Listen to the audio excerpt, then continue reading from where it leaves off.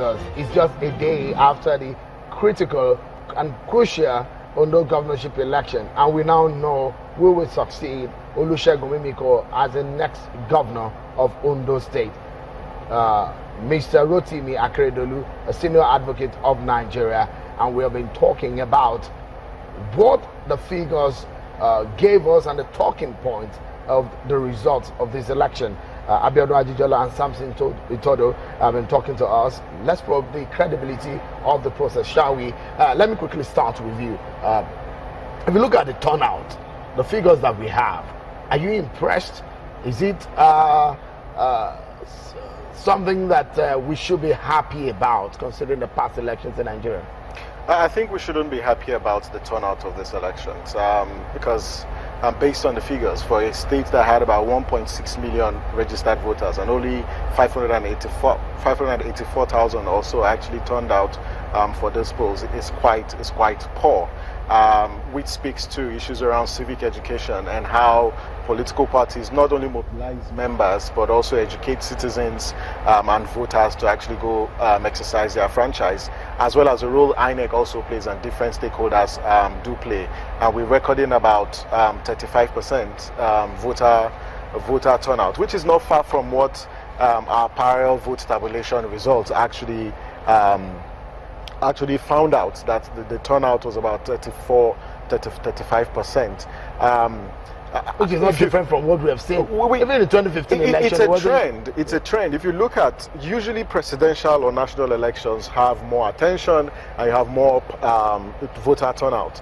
When you go, the lower you go, the less interested citizens are in participating in the process. And so it's not surprising that you have this level of turnout in this election. Keep in mind that there were also other discouraging factors that could have prevented or made citizens not turn out to actually cast their vote for these elections. Yeah, Biodo, there are more people who turned out to vote in Ondo North. What could have been the factor that led to the higher voter turnout in that senatorial district? Now, one of the things that helps candidates in elections, apart from the demographics of, say, your area has more, higher number of registered voters. And as you know, in Ondo State, the highest number goes to the central, and then second to the South Senatorial District. Meanwhile, the North has the lowest. But what we found out in this election was that the North had the highest voter turnout in terms of senatorial perspective. It's over about 48% or thereabouts, 40-something percent. And you could find that the South, which has the largest, the Central, which has the largest central local government, such as Akure South and Ondo West, had just about 29.7% voter turnout. That tells you that you could see there's an energy that we had in the northern part of the state. I guess it may be the part of the candidate, maybe part of it. There's a lot of excitement about the candidate. The North Senatorial District. We have more major candidates in the North. We had two major candidates. Yes, and remember, the North has not occupied. The North has not occupied governorship since 1999 under the governorship of Adefarati. Yeah. So now many people in the North felt that power has moved to the South. It has moved to the center, and it should come back to the North. But if you look at the voter turnout in Ondo State in the last year, what do we know now? Yeah, what we can see from this election is that Ondo State has still performed averagely. Because if you look at 2012 Ondo State governorship election, voter turnout was about 38.11%. Now it's 35.3%. Last year it was about 36%. That's Ondo State in the presidential election. So you see, we've been oscillating between the mid-30s for the past 5-6 years in Ondo State. And this election conforms with that. So for me, what we have gotten in this election is an average turnout expected for Ondo State based on what we have seen in the past 5-6 years. So it's not poor, it's not good, it's just average. It's just average. But we wish it was actually better because it's actually supposed to improve. Let's talk about the credibility of this process. Your group, watching the vote, you set up a scientific method to making sure that this exercise, if it's rigged, you said you were going to find out. Is this election rigged? Well, at our press briefing this afternoon, immediately after INEC declared the results, we verified the results as announced by INEC. Because what the parallel vote tabulation helps you do is using statistical principles to verify, and so you can actually detect. And I share with you that this result as declared by INEC is credible, and we have verified it. And the margin of error between our estimates based on the results we got from the 300 sampled polling units where we deployed 340 observers across the 18 local governments clearly showed that INEC results were actually accurate. If you look at Rotimi Akeredolu, who scored about 44% of the entire votes, our estimates showed that he actually scored 43.6%, which was basically the margin of error was about plus or minus 3.1.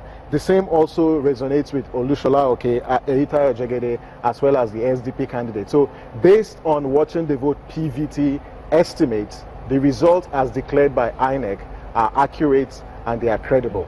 A lot of people talked about the card reader machines, and they complained in some areas that it wasn't working. I mean, that's not news because the card readers have always come with problems. But would you say that this exercise is credible? For us, we believe that this is one of the best elections conducted by INEC in the recent past. I tell you one thing we did, we focused on collation, right? So we identified 8 wards in the state where we monitored, and physically our observers were from the polling unit to the ward to the local government to the state. And one thing that we found that was very interesting was that the results that we tabulated from the polling unit level, we moved them to our own collation sheet, our own observer collation sheet to the ward level, and then we took it to the LGA level. And we found out that there was no difference with the collation that we received from INEC. It was 100% the same thing. And we were quite surprised, and it was so in all the wards that we did that. So for us, this is a very, very clean election. Also, look at the cancellations. There are 20,050 cancellations. That's the least that we have had in the past 2 years. If you look at what we had in Bayelsa, 157,000 cancellation. Kogi, 49,353. Edo State was 55,322. And now we are having 20,050. This is the lowest. If you look at turnout wasn't so bad. Violence was low. When you look at time at which polling units open, most of them were open by 9 a.m. When we look at the quality of this election, whatever happened before the election, I believe there were issues. But today's election, to me, collation and to our team was excellent. But again, when we look at the timing between transporting or getting the result out of, the result actually got out of most of the polling centers early enough. But where did we get it wrong, or where did INEC close their eyes on the exercise or drop the ball at some point? Because we saw the late arrival and late movement of material, of results, and the result couldn't get on.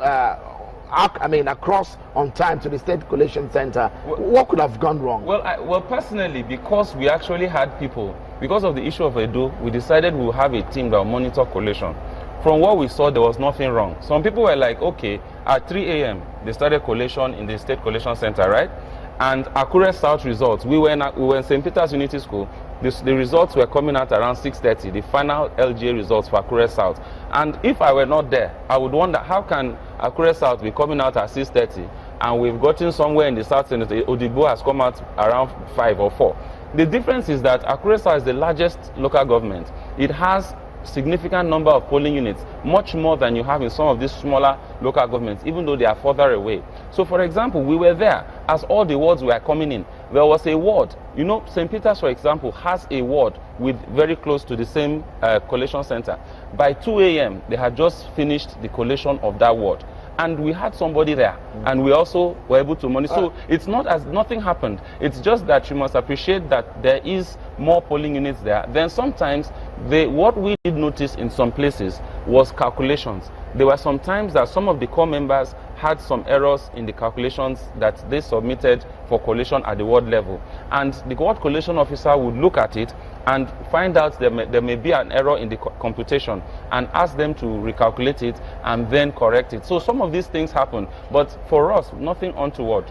Sam, a lot of people would think that some people have said that this is perhaps the best election INEC has conducted in the last years. But again, in terms of computation, calculation and compilation of this result, what can INEC do better to make their next election a better one?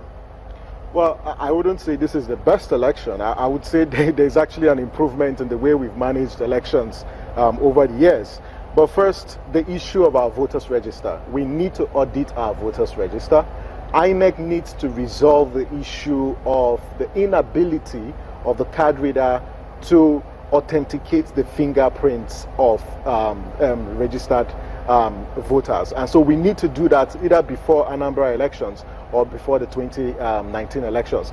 And then in terms of planning, I think that we need a long-term plan to train our officials who manage our elections. That is very, very important, and INEC needs to prioritize that. With respect to results collation process, there is an improvement in this election. And I think it's as a result of the advocacy by different stakeholders on the need to beam the satellite on the results collation process, because it is the weakest link. So we need to look at that. And then consistency in the decision taken by the Electoral Commission. INEC needs to ensure that if she is going to comply with court judgments, irrespective of the particular matter, then she must do so across board and not respect court decisions in relation to a particular matter, and then you see that the decision taken in another matter is at variance.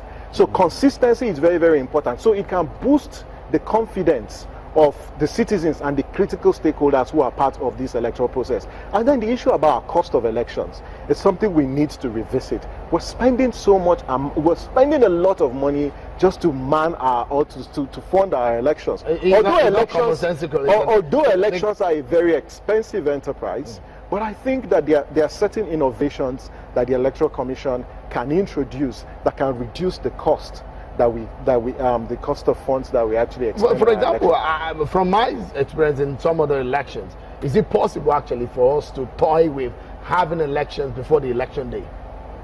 Early voting? Early voting. Yeah, I think that's something that INEC needs to really put into context. Because look at how many, INEC deployed 16,000 polling officials. Those 16,000 polling officials couldn't vote in these elections. There are close to about 8,000 observers who participated in this process who couldn't also vote. There are security agents, there are even INEC officials who are on election duty who couldn't vote. But you were in the US elections and you saw early voting, right? So we need to introduce that because it's part of the way of opening up the process. I think that we can't try early voting ahead of 2019 elections. Instead of shutting the economy, the state. There are some interesting figures you have, I know, Biodo. If you just put us through, just before we close this segment, about the voided vote and the spread of the votes by the candidates. Yeah, if you look at the voided votes, for example, I think we had about 29,615 or thereabouts. And in 2012, it was about 30,415 or something like that. So basically, the voided votes has not changed much. And we would have hoped that we'll have a reduction, a significant reduction, because the essence of that is to show that maybe the thumbprinting is being improved upon, voter education is working. So that isn't very, very positive, but it's also not extremely negative. In terms of the distribution, you find out that every candidate is expected to be strongest in his base.